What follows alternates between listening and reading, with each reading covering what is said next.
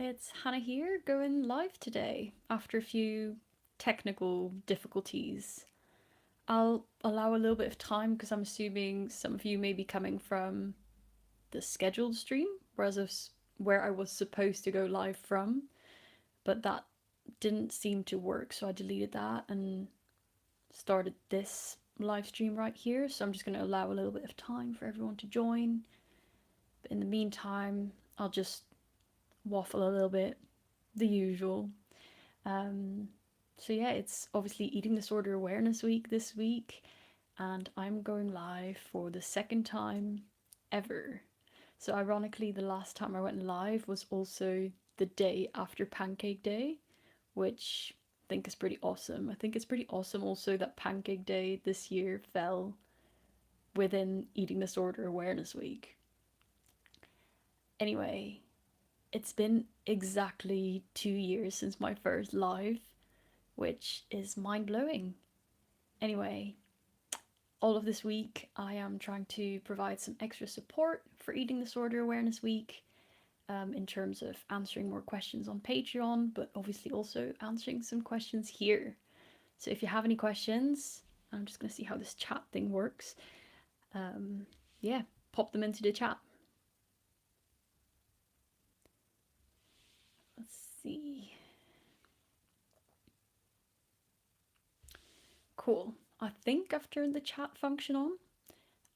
I really hope it works. This is the first time I'm recording it like this, so feel free to ask away. And whilst I'm allowing some more people to join, I will also respond to 3 questions I received on Patreon from people who unfortunately couldn't make it to the live event.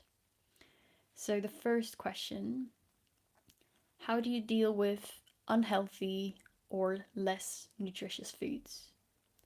Do you allow them in moderation? I struggle with the feeling that I can't eat certain foods if they're labelled bad by the media, or if the calories are too high. I want to be able to eat what I want, in moderation of course, and still be thin and healthy. But I feel like I can't have both, so I always end up sacrificing taste for the healthier option. So, how do I deal with unhealthy or less nutritious food? I think that's quite a subjective thing. What really is healthy or unhealthy? But there's definitely foods that maybe I consider, or that society considers, more processed or not as nutritious. And what I do personally is I allow myself these foods. I know that if I'm very militant about it and don't have them, I will feel deprived and my body will feel deprived and I'll start to crave these foods.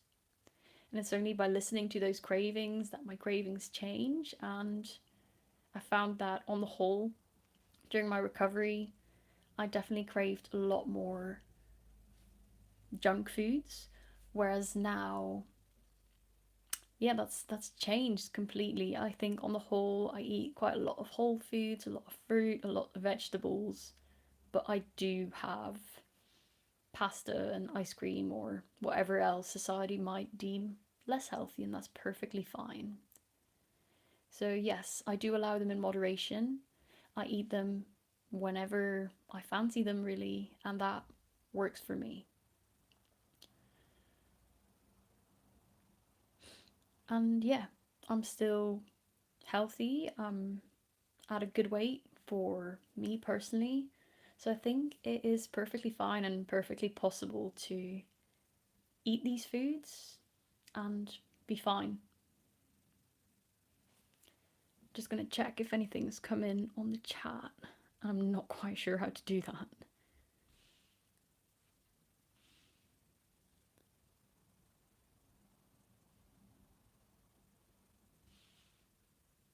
Oh, that's not what I wanted to press.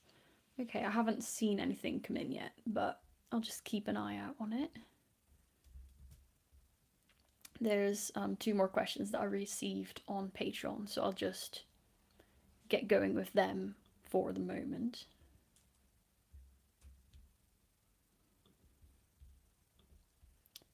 The first question is: how do you deal with body dysmorphia and gaining weight too quickly. During my recovery, I definitely struggled with body dysmorphia quite severely. I didn't necessarily feel like I was too big overall, but I felt like I was very out of proportion. And during my recovery, I probably was, because when gaining weight, initially it tends to be a lot around the stomach area, the abdominal area, rather than, you know, gaining weight on your bum or your boobs, or I don't know, the places where ideally I would have liked it to go. So yeah, definitely I did struggle with this as well.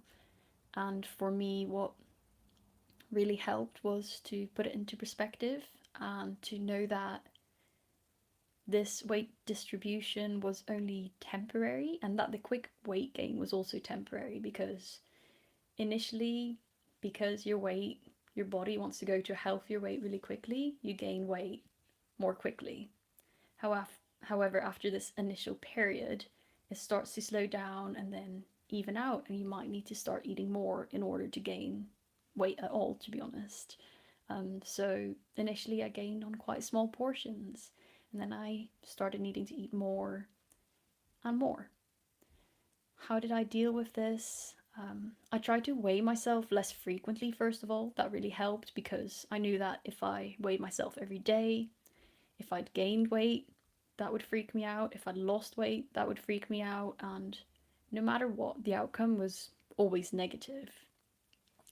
In addition to weighing myself less, I also stopped body checking, which was a big one. So mirrors were a bit of a trigger for me.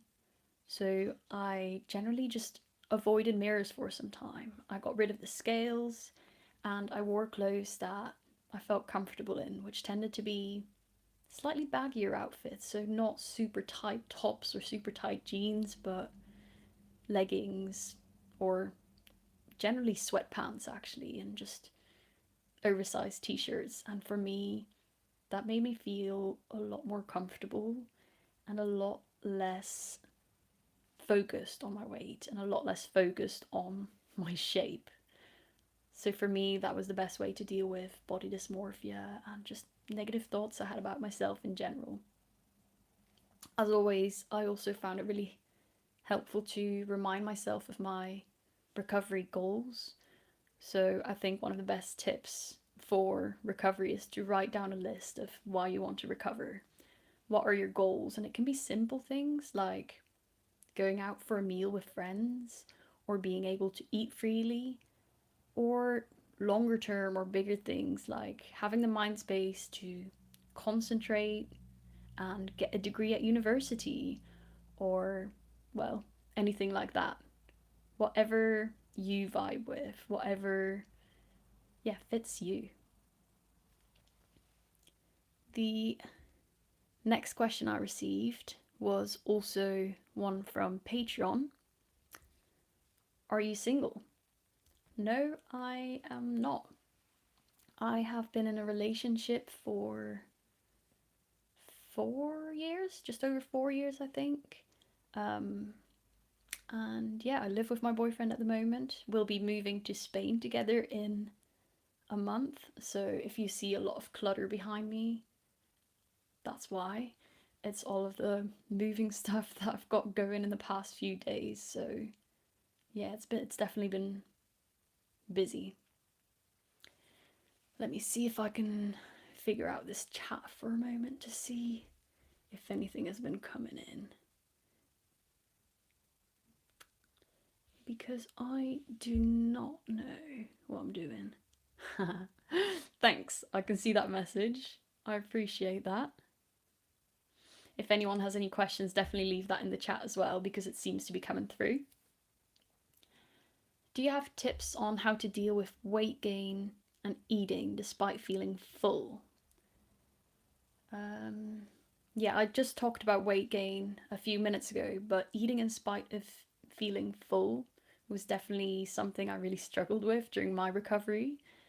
So what I did, what really helped me, was to stick to a meal plan. And whilst you don't necessarily want to rely on a meal plan for the rest of your life, I think it's definitely a good tool in the initial stages of recovery, because for me, it decreased some of that anxiety. I didn't have to plan my meals.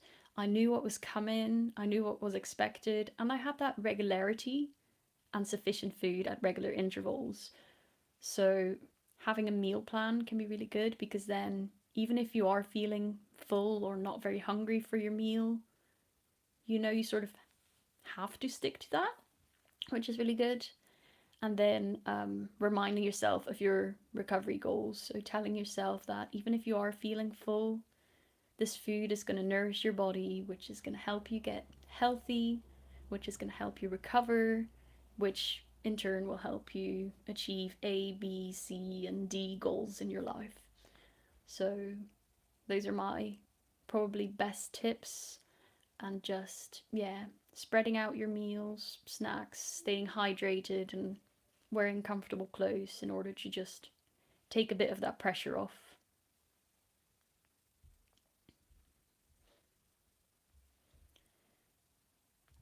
Any other questions?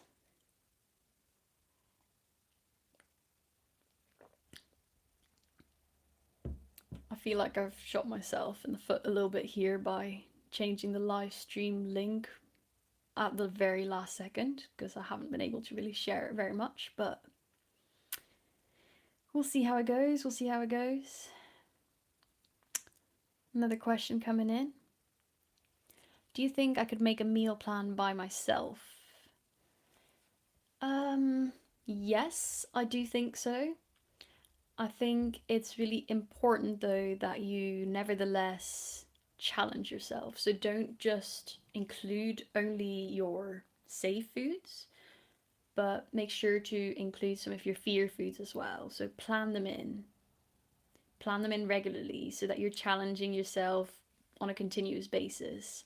There's quite a lot of meal plans and meal plan inspiration online. So it could also be worth checking those out for a bit of inspiration and to ensure that you've got some solid snacks and meals that will provide you with enough calories for the day. So if you are making your own meal plan, make sure to have regular meals and snacks. Make sure to include fear foods, and make sure that you eat sufficiently overall, that you're not still restricting. The next question. Do you have any tips on neural rewiring? The best tips for neural rewiring, because the brain really is very plastic, is to challenge yourself and keep challenging yourself. So if you want to change a habit, or if you want to change something that you've been doing or believing in for a long amount of time, it's important to not only oppose that once, but to keep doing it. And that's also why I always recommend challenging your fear foods not just once, but challenging them repeatedly and challenging them regularly, because that regularity is what's crucial in ultimately changing the belief, changing the behavior, and becoming more comfortable. So that's a great question.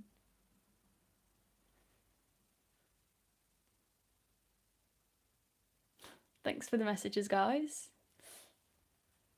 Any other pressing questions that you may have, feel free to send them through. And let me just see if anything's coming through on Instagram as well.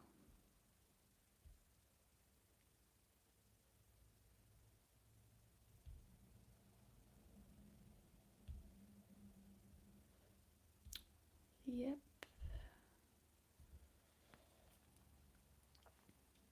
There's one very broad question that came through on Instagram, which is how to deal with extreme hunger. And there's a lot of aspects to that question, so I'm not 100% sure how to answer that, but how to deal with extreme hunger. I think the main thing there is to listen to it, to eat enough and give in to the feeling, because it's your body giving you an important clue right there. It needs more food. So it's really good to listen to that, and also make sure you eat sufficiently at the start of the day, because I think for me that was the trickiest bit, not eating enough at the start of the day and then just feeling super ravenous by evening time. So not, extreme hunger in the strict sense of the word, but definitely, well, quite strong hunger, particularly at the end of the day, because I wasn't fully providing my body with the nourishment it needed at the start of the day.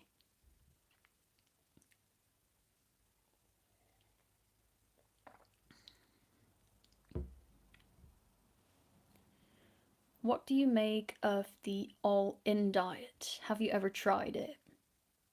I guess that's quite linked actually. Um, all in. In my recovery, as I said, I started off with a bit more of a meal plan approach, which was a little bit more structured. But obviously, a meal plan is just a minimum guideline, and it's okay to go over that.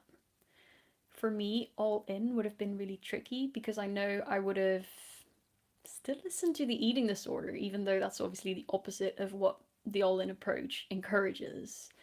So I think if you are able to listen to your hunger cues, if you are able to fully give in to that without secretly still restricting or compensating, then all in can be really beneficial, particularly in slightly later stages of recovery.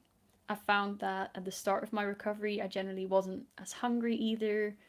After restricting for, an extended period of time, my stomach probably had shrunk as well. So initially, it was just really important to push myself, and a meal plan for me was the best way to do that.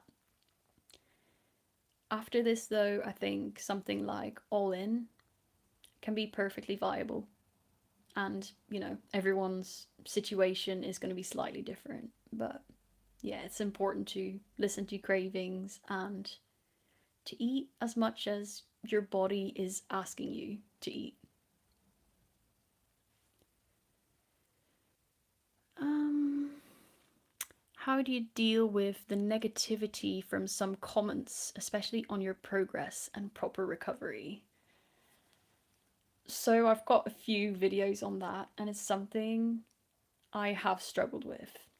When people comment on, the foods I'm eating, and they say that my choices are weird or disordered or not normal, then it's quite easy for me to just not care, because I know that these are the foods that I enjoy eating. These are the things that my family eat, my partner eat. So it's not too difficult when the comments are about those choices. However, when the comments are about my body and the way I look, then that's probably more challenging. When people tell me, oh, you're not recovered or whatever, well, I know I am. So I don't care when people say that. But when people say, you still look skeletal, or how can you show off your body and think you're a role model for people, stuff like that, then that still sort of hurts, because I don't know, why would you say such a thing to anyone? But then, I try to put that into perspective, because eating disorders are inherently really competitive and based around a lot of comparisons. So rationally, I think, I can rationalize it, but it's not always the easiest. What helps me is my daily gratitude journal, trying to just be quite mindful generally. So I'm trying to incorporate some more meditations, some more breaks, just being kind to myself and giving myself that self love, even when there are some nasty comments by other people. And also just knowing that, out of 100 comments, there might be one or two nasty ones, and all the other ones are so positive and so uplifting. So, yeah, thank you guys for all of that, because that helps me put things into perspective as well, for sure.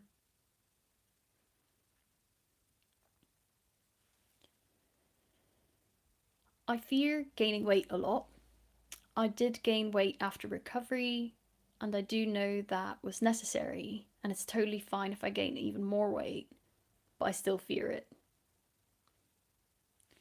Step one, remind yourself of those recovery goals every single time.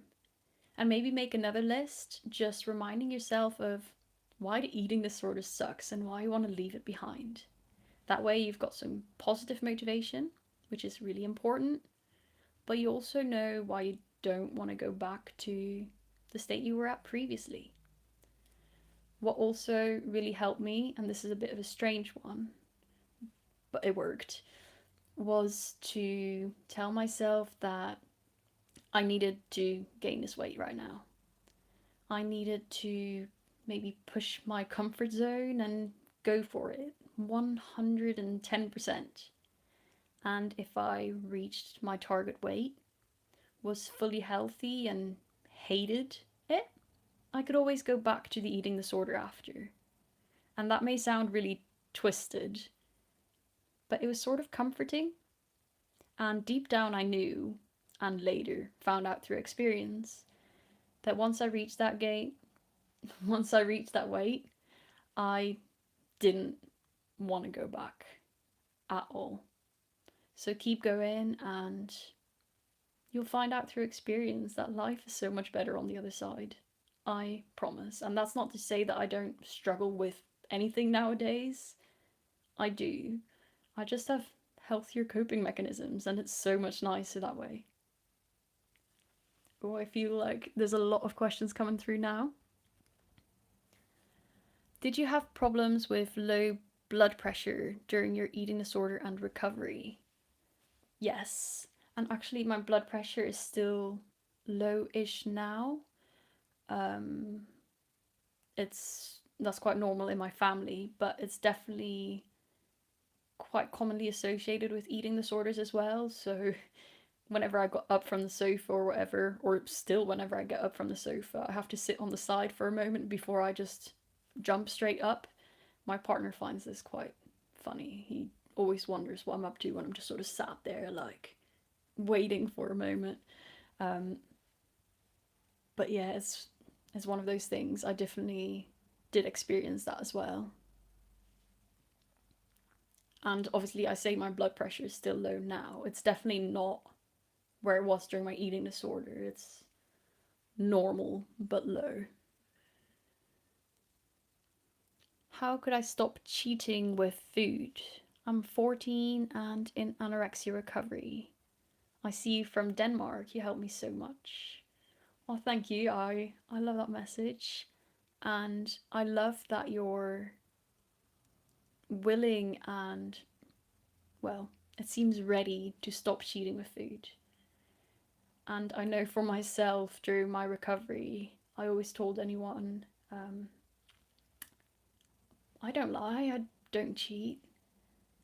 But equally, when I was telling anyone what I had for lunch, I'd sort of sneakily add on an extra slice of bread or something silly like that. And it's crazy the things that the eating disorder makes you do. So I think what helped me to hold myself accountable was to actually acknowledge, which it seems you've already done, but to acknowledge that the eating disorder did make me cheat and did make me lie. So I told my mum that when I had lunch on my own, the eating disorder would be very strong, would be very loud, would be telling me to lie about how much I had after. And I told my mum this so that she was aware. And then the next day, when I had lunch on my own and she came back, she asked me, "What did you have for lunch?" And I told her what I had for lunch, plus a sneaky extra slice of bread. And she asked me, because I told her the day before, "Is that really true?" I won't judge you. I won't be angry. I'm just asking you because you've made me aware that this is something you've struggled with. And that allowed me to then, admit that actually I'd had a little bit less than I'd said. It was still enough within my meal plan, but I'd sort of cheated on an extra slice of bread there. And it felt a bit humiliating, but also really nice to be open and honest about it. So I think it helps to maybe make other people aware. If you're living with your parents, for example, tell them and allow that to hold yourself accountable. And it's just one of those things that's going to feel really uncomfortable initially, but with repeated practice, I guess, it does get a little bit easier over time until in the end you won't have that urge anymore.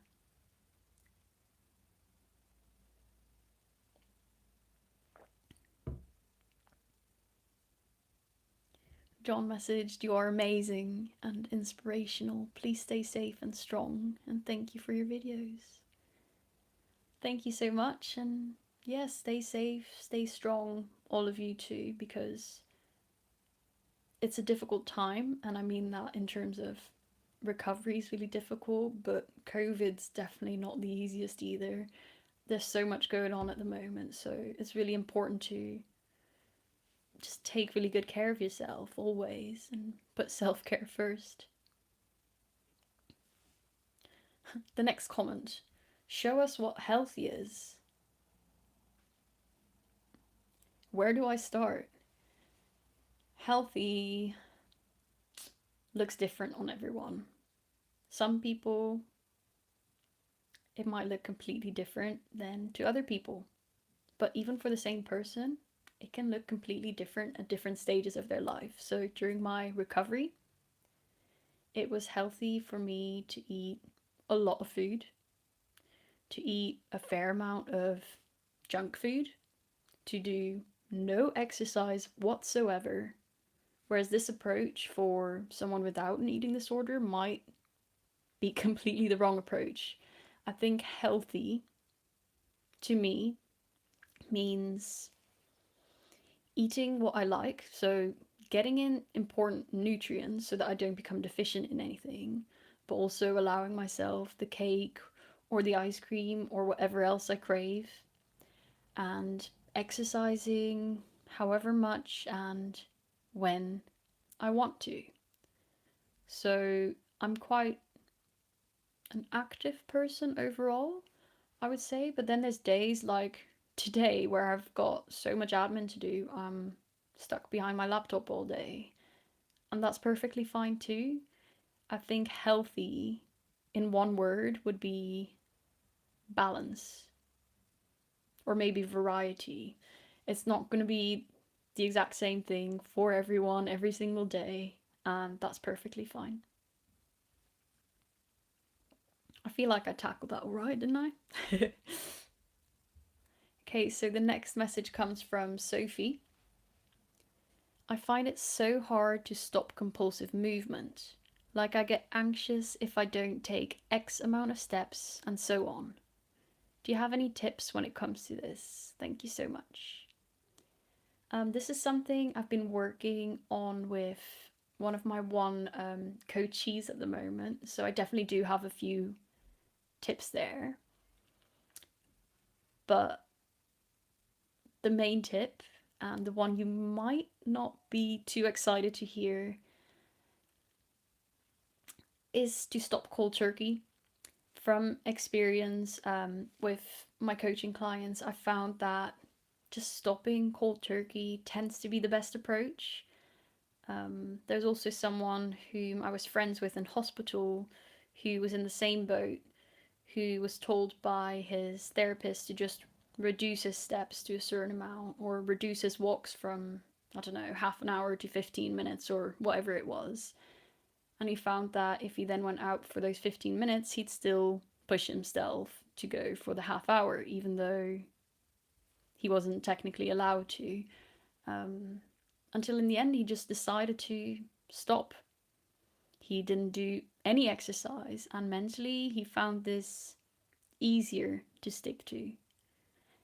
In addition to the mental part as well, I think it's also just good for your body to have this rest. So remember that by exercising, even if it's walks, you are putting stress on your body. and you may be preventing your body from carrying out certain repairs or from your body to fully trusting you again. If you exercise, you also increase the likelihood of extreme hunger and just your hormones not rebalancing and a whole range of other things. So for me during my recovery, I didn't exercise at all for a solid amount of time before I then introduced some short dog walks, before I then several years later started lifting weights and felt comfortable doing that. Yeah, it's really important to just break that cycle, that compulsion. And the best way to do it is by opposing it every single day until the compulsion's no longer there.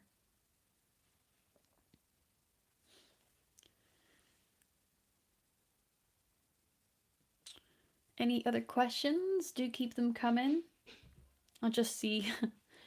I'd love to see your abs, but I don't think that's appropriate, so I'm not going to do that.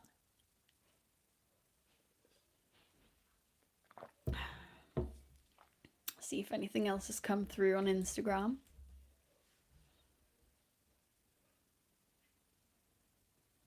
Maybe some lost souls trying to find their way to the YouTube.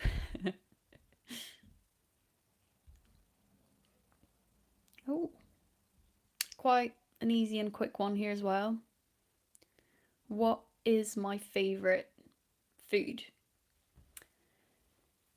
As a kid, I probably would have always said spinach for some reason. And especially like the meal that was my favourite meal at the time was mash with spinach mashed into it, which just looks like a big green blob. Absolutely delicious if you haven't tried it. A great way for kids to eat their greens. At the moment, that's still definitely up there. But another favourite is mac and cheese, vegan mac and cheese, either made with a just standard white sauce, so vegan butter, flour, soy milk, vegan cheese, or with a base of like a cashew sauce or a silken tofu sauce with nutritional yeast. Really good.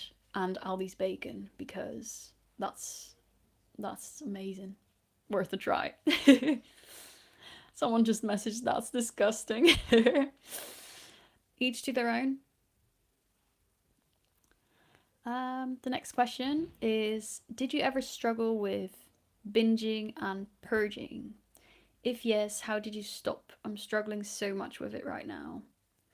So personally, I never did binge and purge. I definitely had moments where I felt like I overate quite a lot and I felt really uncomfortable.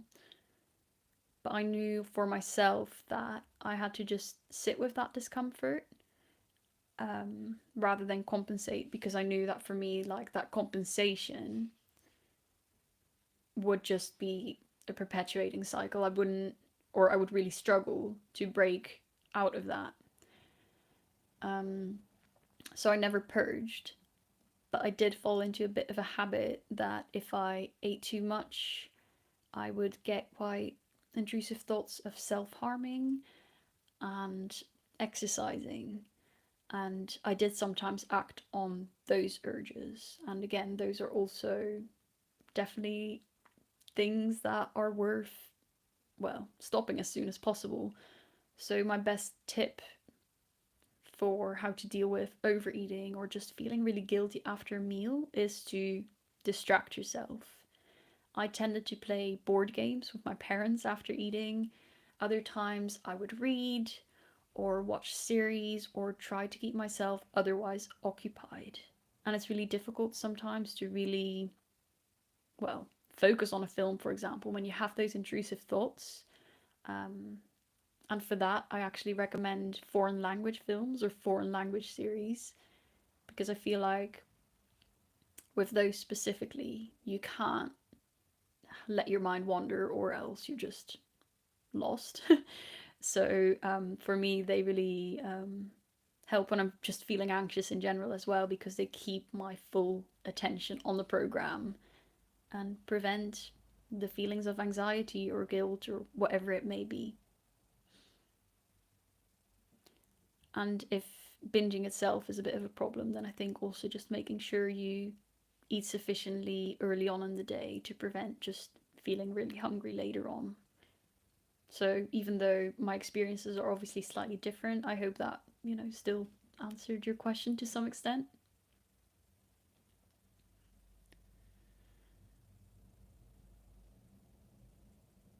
Could you touch on low heart rates? I'm not a medical professional, so it's probably quite difficult for me to talk about this in depth. But I know from experience and from the people I've worked with and my friends, etc., that low heart rates and low blood pressure are quite common. I believe it has to do just with the fact that, you're not getting as much nutrients.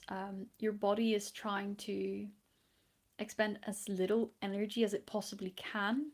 So it literally just slows down all possible functions.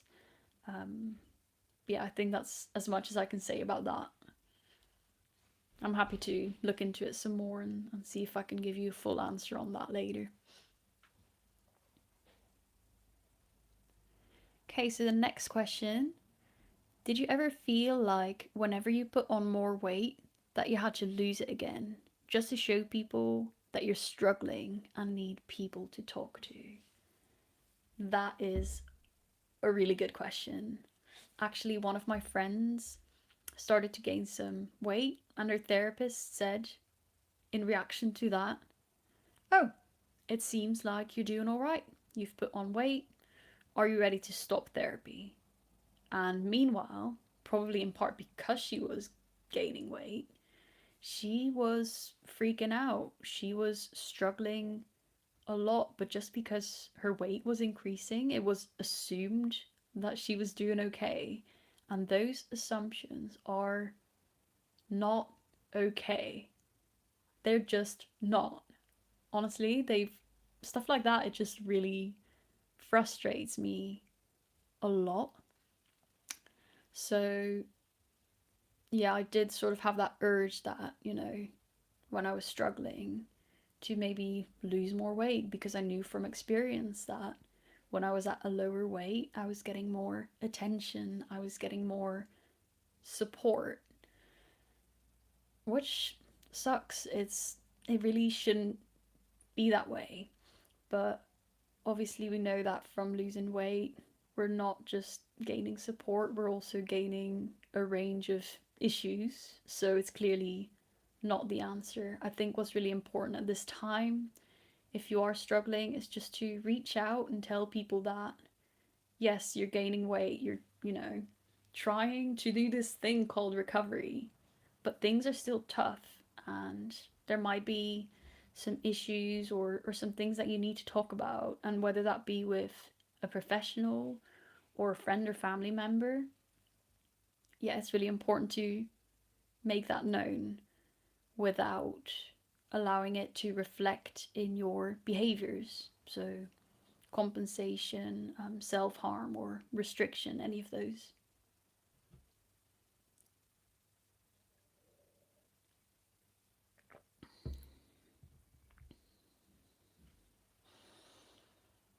If there's any other questions, feel free to send them in. I'm planning to be here for another, I don't know, 10, 20 minutes, depending on how many other questions are coming through, really.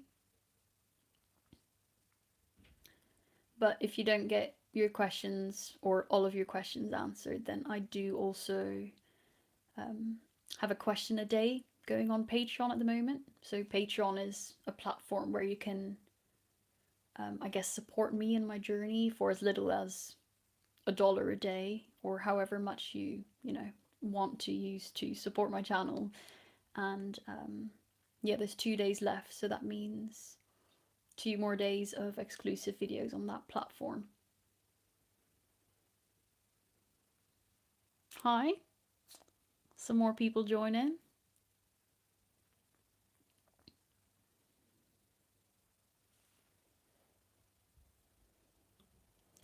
Another question that I've been getting quite a lot, and which just came in on Patreon earlier today as well, so that'll be answered in tomorrow's video on Patreon, which I'm surprised hasn't actually come up yet in this live Q&A, but which no doubt probably will in a bit, is about bloating and digestive distress and just feeling really uncomfortable with, the weight gain all going to your stomach area. So whilst I'm waiting for some more questions to come in, I might just quickly touch on that. 1, it's normal.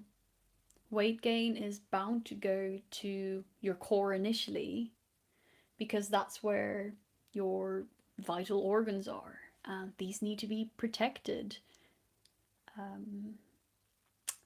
I think even just understanding that can be helpful, but it doesn't get rid of that anxiety of, will it stay like this forever? When is it going to redistribute?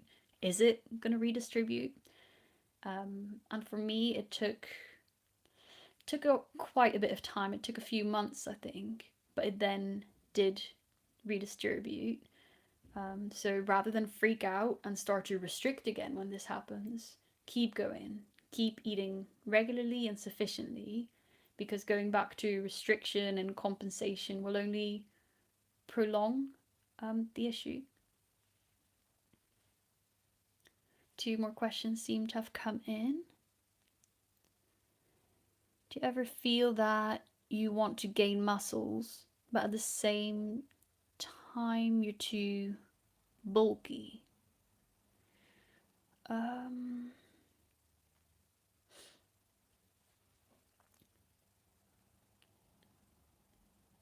Okay, so like if you gain weight, you will lose abs. The important question here is, what's more important, gaining health or having abs? I think, especially as a female,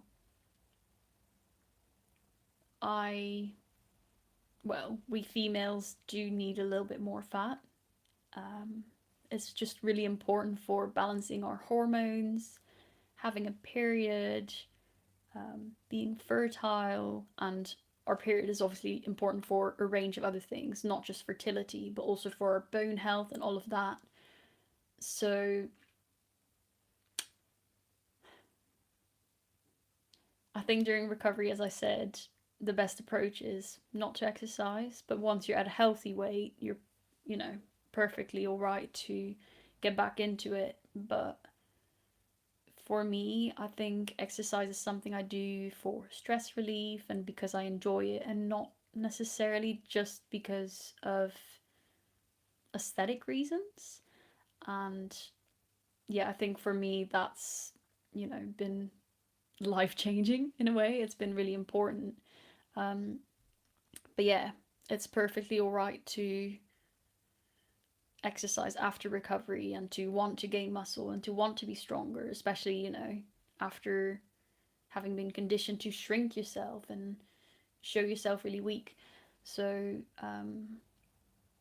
yeah, I've definitely been in that same boat. I want to get stronger, but also I know that as a female, I'm very unlikely to get super bulky. It's just, yeah, not likely to happen. And if I lose my abs by gaining more weight, by gaining my life back, so be it.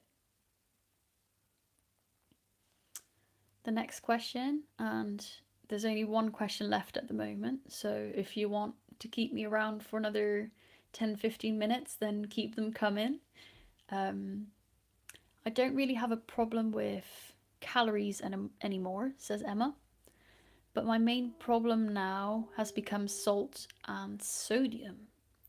Did you ever struggle with that? And if you did, how did you get over it? So I'm assuming that means avoiding salt. Hmm. I think during my recovery, I had a lot of problems avoiding foods that society and the media demonized. So, salt has definitely been demonized before, sugar has been demonized before, fats and cooking oils have been demonized before, and throughout my recovery, I've had periods where I've avoided all of those things.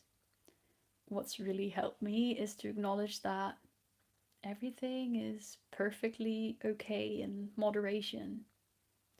It's fine to have oils, it's fine to have sugars, it's fine to have salt if it means I'm able to go out for a meal with family or have drinks with friends or grab a quick bite at a fast food place because I'm rushed for time.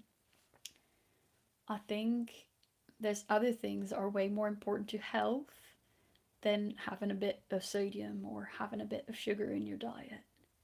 I think social interaction, stress reduction, these things are probably much more important than having ice cream or having a burger or, whatever now and again.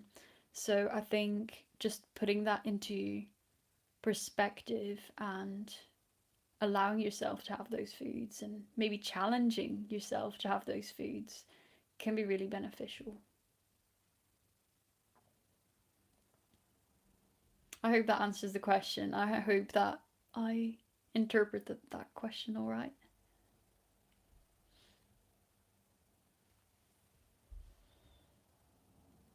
And in fact, I'll be having some salt after this because I've got some chips in the oven now. They should probably be done in like 10-20 minutes. So after this live is over and done with, I'm going to have a good meal. What are you all having for dinner? Or, whatever time it is. Are you having any food after this live? Let me know in the chat. I want to know what you're eating. Hold yourself accountable. Looks like there's two more messages as well. So the first one, did you experience hair thinning around the edges on your recovery journey? Because I'm experiencing it right now and I'm only taking vitamin D supplements and it was recommended by my doctor. Um, my hair is already quite thin. Um, that's quite normal in my family. But as a result, I definitely did notice when it started to thin even more and became, I guess, a bit of a problem. Because now, obviously, my hair is healthy for my genetics, but in the past, it was definitely not. And probably did have to do with some nutrient deficiencies.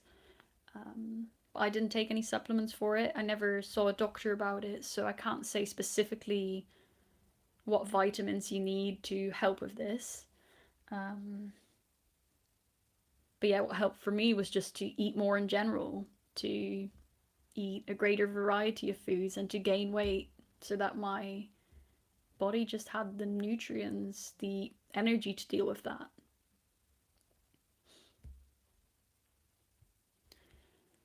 Marta is asking, how did you get over overeating and the feeling that you can't have food at home? Because in that case, you will binge because of extreme hunger. It's complicated. It definitely is complicated. What helped most for me, because I was in a bit of a restrict overeat cycle, was to have massive breakfasts. So even if I wasn't that hungry at breakfast, because I'd eaten too much the night before or for whatever other reason, I would have a massive breakfast. Then, even if I wasn't hungry for a snack, I'd have something, even if small, and then lunch, snack, dinner, snack. So that I had that regularity, so that my body got used to that regularity, and so that I never went so hungry that I wanted to eat everything in sight. Um, I mean, that's trying to make something complicated super simple, and it's obviously not, because there's obviously a lot of emotional factors and other factors involved as well. But that for me was what helped most. Um, Stay hydrated, guys. Um, oh yeah, Dora responded. Thank you, I agree. After gaining weight through my recovery, my abs are less visible, but I gained healthy fat and get my period back. Yeah, and it's really tricky with, the fitness industry telling you that you need abs, etc., etc. But the thing is, a lot of females, especially at a healthy body weight with healthy hormones, they simply don't have the kind of abs that we often see in the media. It's just, yeah, it's not a thing. And it's tricky when stuff like that is being promoted left, right, and center. But yeah, we just need to put our own health first, I guess. And I think it's important to, well, always put your own health first. The next question is about bone density. Did I lose bone density and how to reverse it? So, especially something like not getting your period can be really dangerous in terms of your bone health. So, it's important to eat enough, take enough rest, and reduce your stress levels in order to get your hormone levels normalized and in order to, protect your bone health. However, there are definitely certain things, bone health related, that may not be reversible once the damage is done. And that's why in recovery it's just so important to, well, get out of this eating disorder as fast as possible and to regain your health as fast as possible. There's definitely also some things that I was told during my recovery. I had some problems with my heart, for example, that I was told were not reversible. And when I actually attained my healthy weight, I found out that they were. So keep eating, eat regularly, eat a variety, and I think most problems will be solved just by doing that.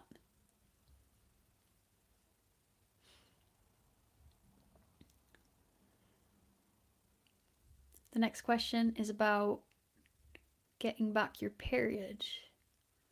When I got it back, I felt like a failure, like it's a mistake because I'm not sick anymore or not sick enough. You can be really proud of getting your period back because it shows that you're putting in the effort, you're nourishing yourself, you're taking care of yourself, and it doesn't mean that you're no longer struggling.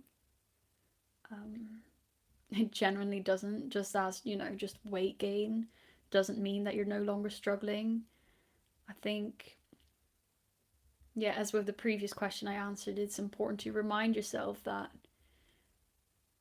yes, you might still be struggling. It's okay to reach out for help, and just because you're not as skinny as you once were, or because you've got your period back, or because certain other problems have been resolved, your situation's still valid and you can reach out for help.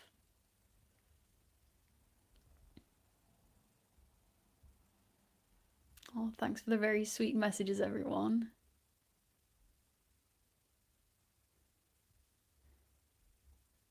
If there's any last questions, shoot them through just now because I'm about to dash in a few minutes. See if my chips are doing all right. Marta messaged, my doctor told me that I wouldn't be able to have my period if I continued to have thoughts around food. But thoughts seem not to go even though sometimes I fight them. I don't want to go against the grain and tell you that your doctor is incorrect because I assume he's got a lot of knowledge and expertise. But from my experience and experience of the people that I've worked with one to one, it's not as straightforward as that. Personally, I had my eating disorder thoughts for several years, or well, maybe a year or so after reaching my healthy weight, before they completely disappeared, before I challenged them sufficiently that they were no longer a thing. But in that time, I was still able to function properly and slowly but surely gain my health back in other ways. Um, so even if you do have those thoughts, as long as you don't act on them, as long as you eat sufficiently and rest sufficiently, you can get your period back. Having said that, a lot of other factors go into that. So if you never had your period before you started your eating disorder, it may be a bit trickier or may take a bit longer before you get your period back. Some people also need to overshoot their weight, and it's also really important not to compensate after eating or intermittently restrict. So yeah, a lot of different factors go into it, but I think if you're looking to get your period back, the 3 steps to take are: eat sufficiently and regularly, de-stress and get enough rest and sleep, and reduce or, for the moment, stop exercise, because that too is a stress. And the thoughts, you can't necessarily control them, accept them if they do show up, just don't act on them.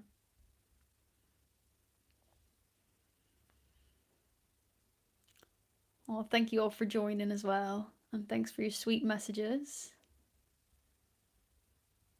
Yeah, I really appreciate all of you showing up to this live, because obviously changing the link last second and all of that is just a bit of a nightmare. But yeah, I think that summarizes me and technology.